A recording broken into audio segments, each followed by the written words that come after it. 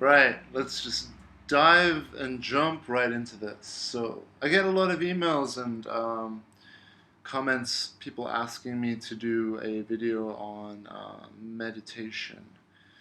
I've actually done videos on this before. If you look through my videos, like when I first started making videos, I think I even did one on Vipassana meditation that I did nearly 2 years ago here in Thailand. It was like a silent meditation.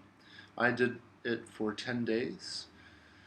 You can do it for any length of time. But anyway, I'm going to make a bunch of videos, so this isn't going to be like one all encompassing video, but here we go. Right. On the topic of meditation, I'm just going to explain to you my experience with it, my perspective on it. So, this is just the ape's view and interpretation of meditation. I think I can probably safely say, I can safely say that meditating has been one of the most powerful things in my life. Um, it's helped me with everything in my life, from the way that I fight in jiu-jitsu and martial arts, the way that I view and interact with people, the way that I view my life, the way that I plan for my future. Um, the way that I look at meditation is several different ways. Uh, I believe that we are all in a state of constant healing and we're constantly rising. Kind of like a balloon that's just naturally rising to the top. That's exactly how I see ourselves. We're all naturally in a state of rising, yet we hold the balloon down or put our hand on top of it, or sometimes both. And for me, the way I see meditating, or the point of meditating is to let go of this hand and this hand and allow the balloon to rise. Not only that, but also to be aware that you are not the balloon that's rising, and that what you are is, as cheesy as it sounds, but we're actually something far greater than just that balloon. Actually, everything else too, everything else and beyond. But I have some personal, I don't know, what's the word for it? Um, just some disagreements, I guess, is the word, or just differences in opinion. I have some differences in what I believe when it comes to meditation. When compared to people out there that I've heard, like Eckhart Tolle, I have differences with him on how I see things. Even Muji as well, and a lot of other people. But so this is going to be a pretty big topic. I'm just going to just jump right into it. Okay, so for me, I started meditating properly, and when I say properly, I mean like I actually sat down, or got into it with consciously, like I'm going to meditate now. And why I say that properly versus not properly is because I believe that everyone meditates. We all meditate in our own way. So it's not a case of you've got people out there who meditate and then people who don't. I believe we all meditate in our own way. Even a UFC fighter who's fighting in the cage can do that in a meditative way. And in fact, the best athletes perform in a meditative way. they call it being in the zone. And if you watch some interviews or if you talk to, professional athletes, it doesn't have to be athletes, it can be even artists, or musicians, or it can be mathematicians, it can be business people, it can be anyone who gets into that zone. And that zone is basically when you are no longer thinking about what you are doing and you're just doing it. You're, as I said at the beginning, you're allowing the balloon to just rise. You're allowing what's natural to just emerge. And there's a lot of power in that ability to get into the zone or to be in a meditative state. A lot of power comes from that because, as I said, we're all supremely powerful beings. And I hesitate to say the word sadly or unfortunately because I don't fully believe that it's unfortunate. But just for now, sadly, we get in our own way and we block ourselves a lot. Okay? I'll come back to this again because, like I said, I don't believe it's a completely bad thing that we do that. But for those who are capable of getting out of their own way and allowing themselves to rise, incredible things happen. It's like all the power, all your capability, all your capabilities, all of that's within us is released and it's allowed to, dance. Whether you're a mathematician, formulas will start to come out. If you're a songwriter, a song will feel like it's writing itself. Or if you're a painter, just the painting starts to just paint itself. Or if you're a martial artist, combinations just flow. It's not about thinking left, right, kick. It's just going to happen.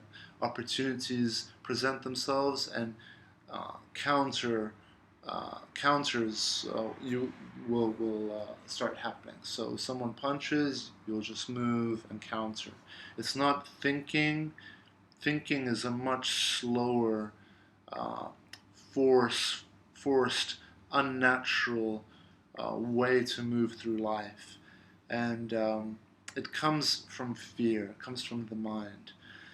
So when I talk about letting go of the balloon or moving your hand out the way or getting out of your own way, what I'm actually talking about in essence is a part of your mind bypassing that. So bypassing a part of your mind. And what part of the mind is it that I'm referring to? It's mostly the part of your mind that is worried, fearful, afraid, and it's a huge part of the mind. And it's not a bad thing, as I say in all my videos. Like, this is not a bad thing. Treat it with love always. Be grateful for the fear you have. Be grateful for that mind, the mind that, worries and it's in fear. Because remember, if you are trying to eliminate that, or if you hate it, look, I'm sorry, okay, but, I've been following Eckhart Tolle for so long, and a lot of people so long, and one of the most common problems I see out there that so-called spiritual people are having is that they're villainizing the ego. They look at the ego as a bad thing, Excuse me. And the thing is that if you're doing that, you're never going to be fully capable of self-love, because the ego is a huge part of yourself. It's the part of you that interfaces with the world. Okay? Sometimes I call it the shield. It's our shield in this world, and it's there to protect us. So treat it with love, treat it with respect, welcome it, allow it, and then, all of my videos, the core of what I'm sharing with people is what I believe works the most. It's not something that I came up with. It's some stuff that I have learned from other people, and it is that the ego can be reshaped, it can be reconditioned. Okay, and one of my biggest issues, for example, with a lot of spiritual teachers is that, like Eckhart Tolle or whomever, is that they talk about bypassing the ego, which is all fine, it's fair, it's okay to do that. But you're not going to be able to bypass it forever, okay? And while you're bypassing it, the ego remains the same. It's the same shield that you've constructed and built from birth.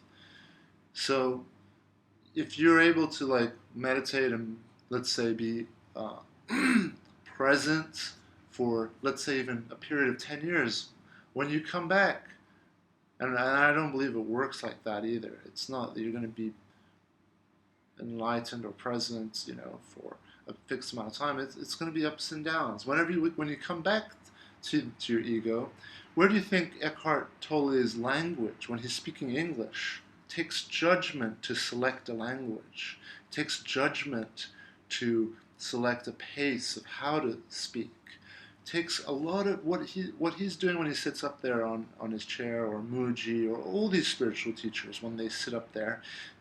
It takes a lot of judgment. Judgment comes from the ego. The ego judges, classifies, and I'm not saying it's a bad thing. There's nothing wrong with it, but I do believe that more emphasis needs to be placed on accepting and loving, being okay with the ego, being okay with the fact that we judge. There's nothing wrong with it.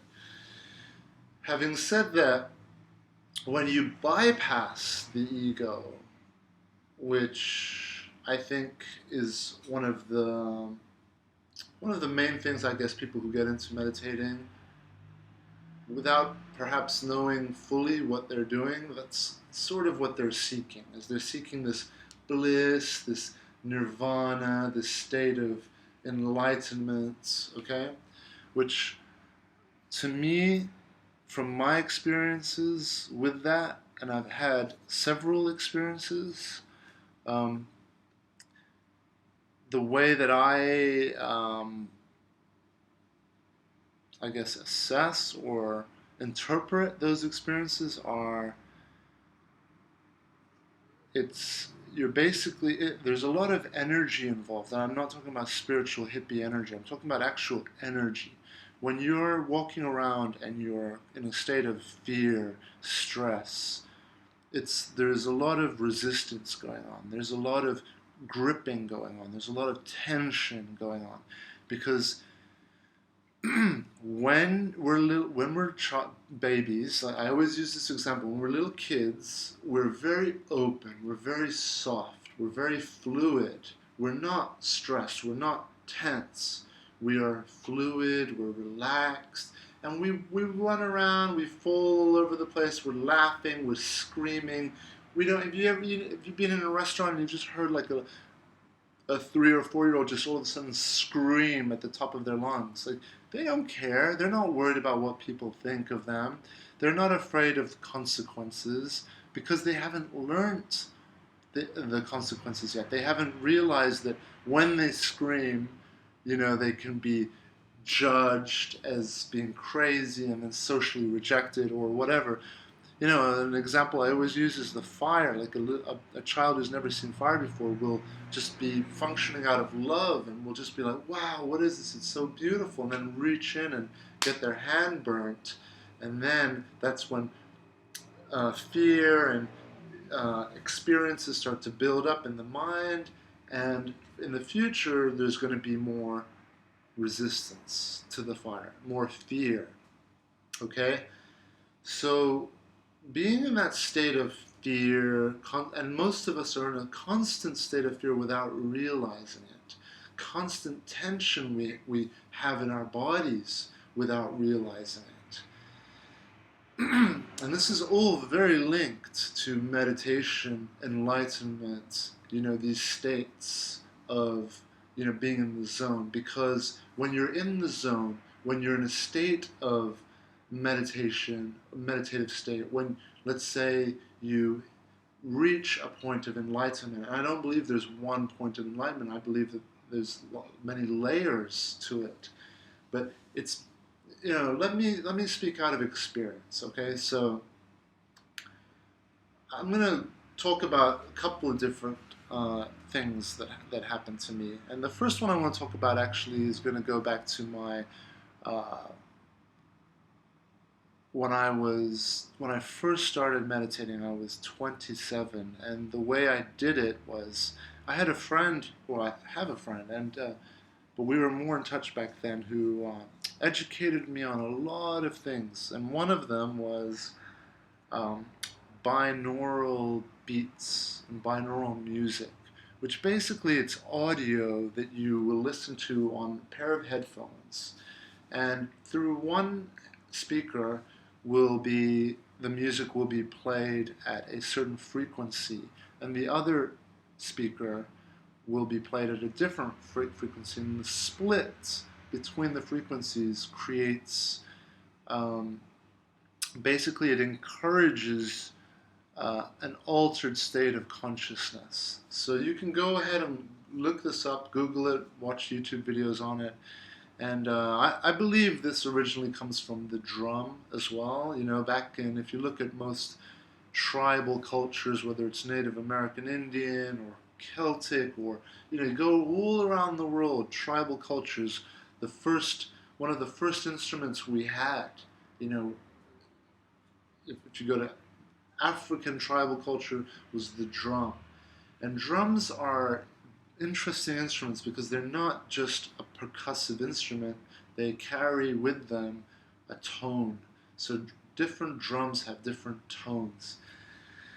And things like gongs, drums, a lot of these ancient instruments, you'll see them also in a lot of the Asian culture, Tibetan culture.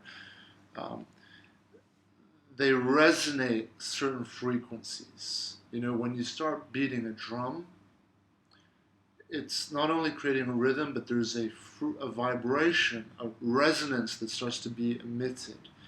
And if you get another drum at a different frequency and start doing the same thing, then you can start to get these splits going on. And they're very interesting. I'm not going to talk too much about them. Perhaps that will be another video. I will get into binaural music and audio. But just to cut a long story short, I started, listening to the binaural audio. And actually, what encouraged me to get into meditating was my mom, because my mom had an experience, meditating, and she had just a very powerful experience, and I don't want to go into it too much, but it inspired me to start meditating. So when I heard her experience, I'm like, wow, I got to do this. I want to do this. So, and my mom is not, the type that, for her this was a very powerful thing, and it was anyway. So I started meditating every night. And the way I do it is I lay down, and I research a lot, as some of you might be able to tell. I researched this a lot before I did it, and I learned that the best times to meditate are actually in the morning and just before you go to bed. So just as you're waking up, just as you're going to bed, that's sort of when you're quite tired but conscious state. And going back to the binaural audio real quick, something I forgot to missed out to mention was that it helps to put you in there's different audios out there, but the ones that I was using were putting me in a deep, I believe it's a theta state of sleep, because when we're sleeping, and this is an incredibly fascinating topic too, that our brain, there's a resonance, there's a vibration, there's a frequency that's resonating in our mind, in our brain. And when we sleep, for example, we enter a different frequency of resonating. So there are many different frequencies, and you can look this up. And I believe there's a deep sleep, there's a more conscious sleep, there's different types of sleep. And the ultimate sleep is the dreamless sleep, which is the deepest, most energizing sleep of all. And, the binaural audio, you don't need to use it. It's better if you don't have to use it. But for me, that was my gateway into meditating. Um, and once you get a feel for it, and once you get a taste for, what exactly is going on and how this is happening, it can become extremely addictive, but it's incredibly empowering because, when I started meditating, so the way I would do it, based on all the research and all the investigating I did, I came up with my own method of what worked for me. And what it was to lie down in bed. Just before I go to bed, I'd allocate an hour to meditating. I'd lie in bed. Very important to me how my body would be positioned, because the key of my meditating was and is to not move even a millimeter of my body. So finding a position lying down, and then I would put my hands on my thighs. Not here, because as I breathe in, it goes up and down, it moves a lot of my body. So I put my hands on my thighs, and the only thing that would be moving would be my heart beating and my lungs moving up and down. And then my focus would be on my breathing in and out, and focusing on nothing except for that. Nothing. Just focusing on in and out. And I like doing the circular breathing, so in through my nose, out through my mouth, but I don't think it really matters at all. Whether you're focusing on your breathing or focusing on your body, because for me, that's the two things I focus on. I'll focus on my breathing, and then I'll focus on my body being absolutely still. That's number one. And absolutely relaxed. And through this, I learned and I discovered that there was so much tension we have in our body that we're not even aware of. Because when you lie super still, and then you realize, wow, my shoulders are tense, and then you relax. Essentially what you're doing is you're putting your physical body to sleep, in a state of sleep. And so I would do this every night, and it was actually the first time I ever played the binaural audio. The first time I ever put it on was when my friend sent it to me as an MP3 file. And as soon as I got it, I couldn't wait. I played it while I was in front of my computer. I played it for 5 minutes, and whether it was a placebo effect or whether it was, the actual vibration or whatever, the audio, it had a powerful effect on me immediately. And I remember I only put it on for 5 minutes, and I remember spending the rest of that night, even my parents were home, and we were watching a movie, and I was in a state of, I felt something had dissolved, this tension had dissolved in me. I felt giggly. I felt like everything was being controlled by my breathing. I felt that I didn't need to breathe as much, that 1 or 2 breaths per minute were enough, and I was taking slow, very deep breaths. I felt very light, fluid, and there wasn't much thinking going on. In fact, I don't think there was any thinking going on. This is what people talk about when being in the present moment, being in the now, or being in a meditative state is when you are not thinking, as I said at the beginning of this video. It's when you are not thinking about what you're doing. It's when you're just doing it, when you're allowing the balloon to rise. So I started meditating every night, and I would lie still, and then what I would find is that as I would lie still, parts of my body would start to dissolve or feel like they were dissolving, like I would lose touch with them. It would normally be my feet first and my hands.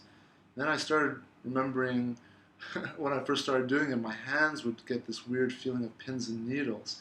And then I would move them just because I'd be like, whoa, what's going on? So I'd move my hand and then I'd realize, whoa, there's no pins and needles. But my hands were sort of like dissolving. So, I did this every night, and, I got hooked onto it because I was actually seeing, and feeling things going on. So every night I wanted to push deeper and deeper and further. Then my feet would disappear, my hands would disappear, then my legs would disappear, and then a week later, more and more would disappear. And I remember the first time my body disappeared, and it was an incredibly amazing feeling. And this is again where I think a lot of people make mistakes and misinterpret what enlightenment is, or being, in a meditative state is. It's not that something's being added to you, I don't believe. I believe it's just something being removed. And what's being removed is that hand from the balloon. The thinking is being removed. The part of your brain that's in fear. You're basically, because you're putting your focus onto something like your breathing so much, you're training your focus. And what are you training your focus on? You're training on it to be present, because your breathing is happening in the real world right now. Your body is here in the real world right now, and your mind is always in the past or in the future, right? So it's not present. So by focusing on your breathing, then suddenly things start to happen. And I remember when my body first started to dissolve, it's terrible. It's quite scary. I would get really scared. My heart would start beating very quickly. My breathing would start to happen much more quickly, and then my mind would come in. And your mind will come in and be like, you're going to die, this is going to happen. It's the fear comes in. And then it snaps you out of it. And then you have to kind of refocus again. And this is how it was for me. It was almost like a battle of no strength, a battle of the opposite of strength, of letting go, of allowing, of accepting. That's what, came to learn, true love is when you accept, when you allow. And when you try to fight the thoughts or fight the fear, you'll never win, because you're always going to be, it's you have to allow it. You have to allow it. When you allow it, it dissolves. Okay? So I remember the first time my body just dissolved. It was really awesome, incredibly energizing feeling, and I thought that was it. But then later, through continuing this, let me talk very quickly about the effects of my body dissolving. That was a big step for me, when my whole body just went into a state of like sleep, but I was still awake.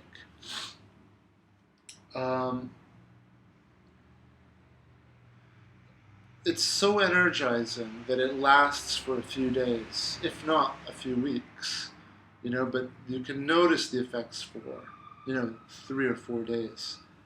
And again, like, my perspective on it is that it's just that you've given yourself a break. It's kind of like, we live our lives as if someone's got our head underwater, and then it's just like giving us quick breaths. That's like how we live. We're in a constant state of tension. I've talked about this in some of my videos, where the most tension we have is like around our shoulders and neck and our hips. And why is that? Because when you're not afraid, when you're a child, you're walking around like this. Open. But the older we get and the more hurt we get, what do we do to protect ourselves?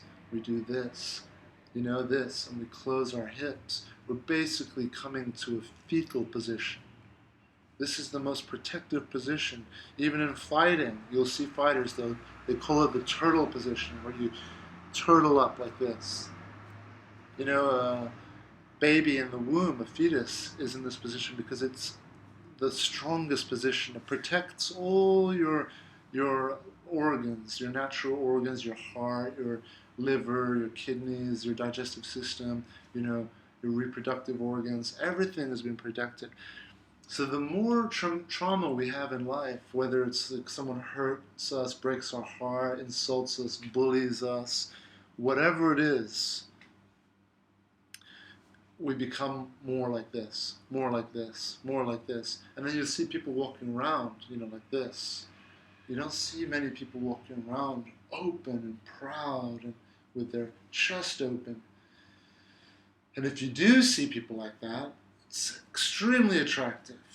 Women especially are drawn to men who walk upright. Oh, man, if you're in a relationship or you have any girlfriends, just ask them. Just do a demonstration. Say, hey, does this look good? And also, it works the other way. Men are attracted to women who walk around and have a beautiful posture because it shows confidence. It shows, and if it's true, it shows kindness. It shows strength. Because I always say that strength, one of the greatest signs of strength is kindness. When people are arrogant or dicks or walk around like this, but in a fearful way because they're trying to force this, they can be dicks, they can be arrogant, they can be, not cool. But if it's natural, if it's real, there will be kindness with it as well. So going back, this video is getting long. I knew this was going to happen with this topic, but let's just do this. So, cut a long story short, I then continued meditating, and the effects of the body dissolving was amazing. But I didn't realize that there was much more to go. And as I meditated more and more, I started to notice that my nose started tingling once, and then my mouth. And then I started becoming aware that I have to keep my mouth super still as well. And then slowing down my breathing.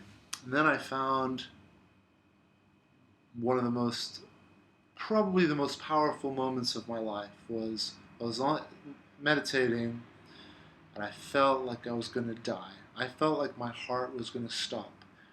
My nose was tingling, my whole body was tingling because it was all dissolving. And then my head started to dissolve and disappear. This happened, and I snapped out of it. I was so scared. I thought I was going to die. I stopped. And then this would happen for about maybe 2 more weeks. And then finally one night I was alone, and I just decided, I don't know why, I just decided that, you know what? If I die, I die. Fuck it. It's fine. And I was in bed, and I decided that night I'm going to do it. And by the way, this is a very important thing. Write this down. When meditating, have an intention before you meditate, whether it is to have an outer body experience, whether it is to, whatever your intention is, say that before you start your meditation. My intention is to, tap into the zone, to be in a state of pure love, whatever it is, okay? Write it down or say it. Make that intention before you meditate. So before I meditated this night, I am like, if I die, I die. I'm going to go all the way with this. And so I put the binaural headphones on, was lying still, my feet dissolved, my legs dissolved, my hands dissolved, and then I started to feel my nose tingling, and then it's almost like you're dropping, you're sinking through into yourself. That's how it feels. It feels like you're just dropping, just like dissolving.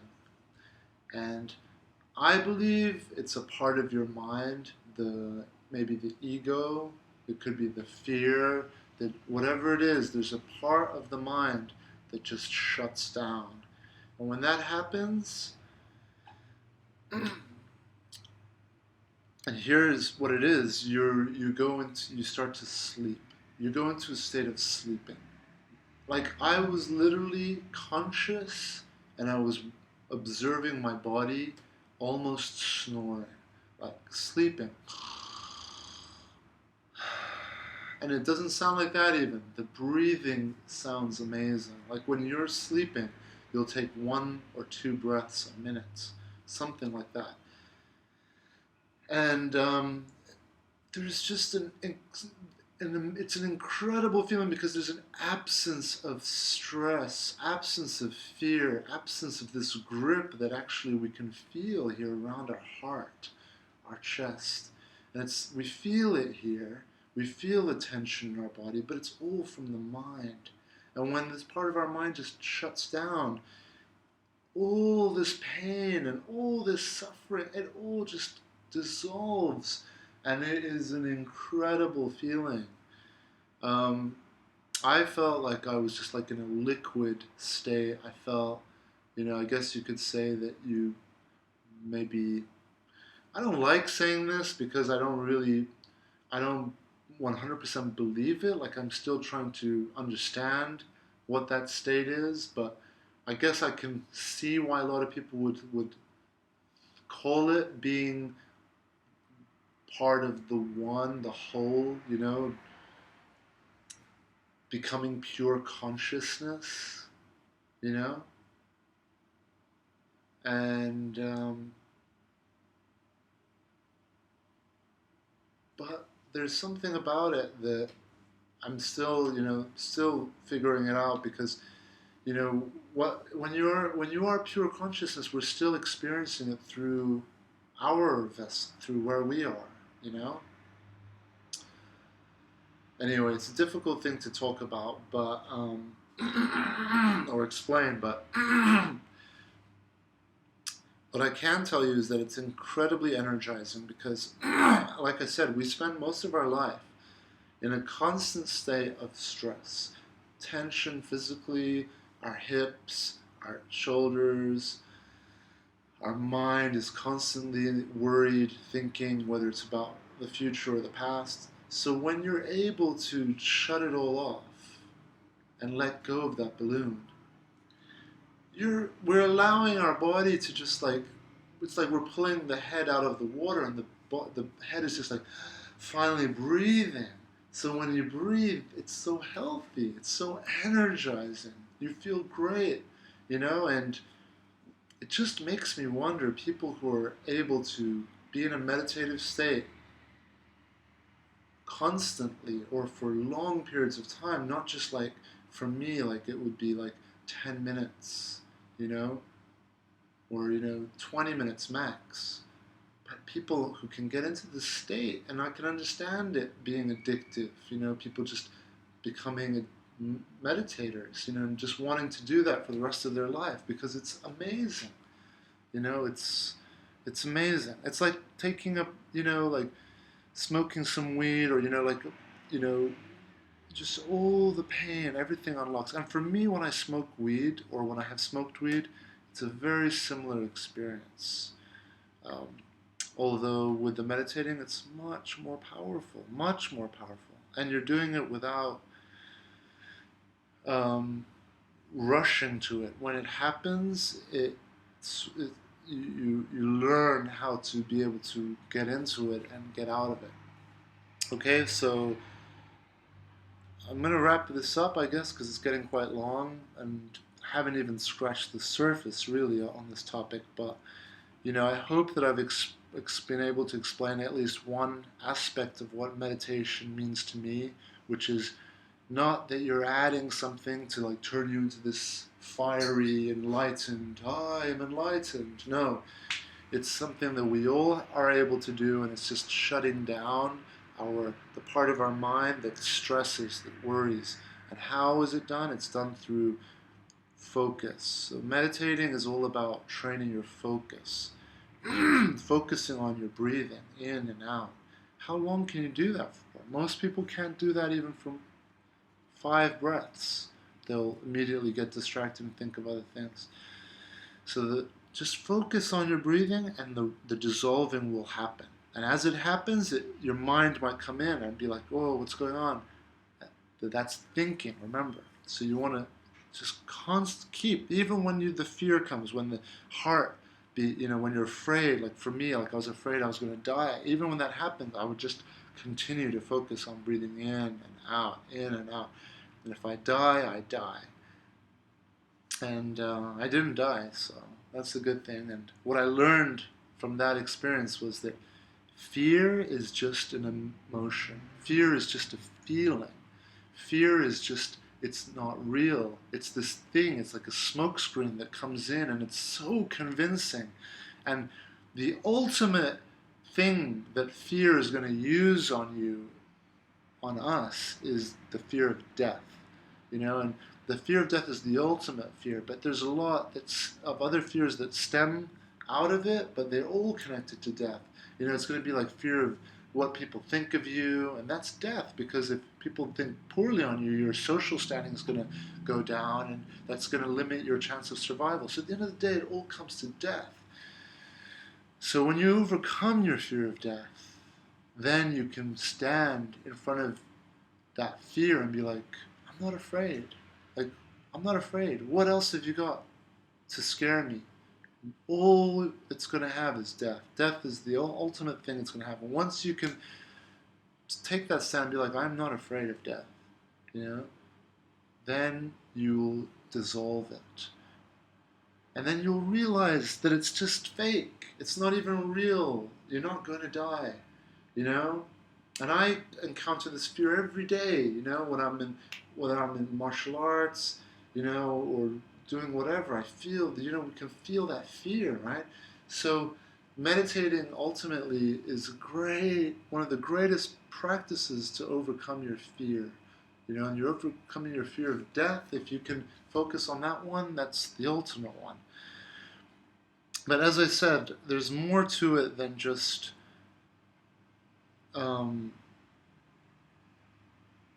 what I described. There's also this identification, that we identify ourselves with this story of ourselves, with our ego, with our personality. And through meditating, you get to observe all the parts of yourself, including that ego, and you realize, oh, that's just a part of me. That's not who I am. It's like my shield. It's just a part of me, But I can put the shield down, or I can I can change this personality. I can change this shield. And that's not a bad thing. It doesn't mean that I'm being fake or different. If I'm going to live in China, I'm going to learn Chinese. I'm going to change my behavior. I'm going to change my personality. Okay? My food taste might change. My taste of clothing, everything about me, it can change. And the more I am aware of that this is just a personality, then the more I'll be able to be okay with it changing. I won't be so, no, I don't eat sushi. Sushi is not for me. I only eat steaks and, real man's food. Okay, so this is the mentality I used to have. It's like, but you realize that that's just a personality for one point in your life. When you're a kid, you had that personality. When you lived in this place, you had this personality. Our personality is complex, and we can configure it in any way we desire. And as long as we keep it in a way that is respecting others, that there's kindness, those are the cores, I think, that should always stay present in any personality, which is kindness, respect for yourself, respect for others, love for yourself, love for your ego, your darkness, your bad, accept, but also your beauty, your greatness.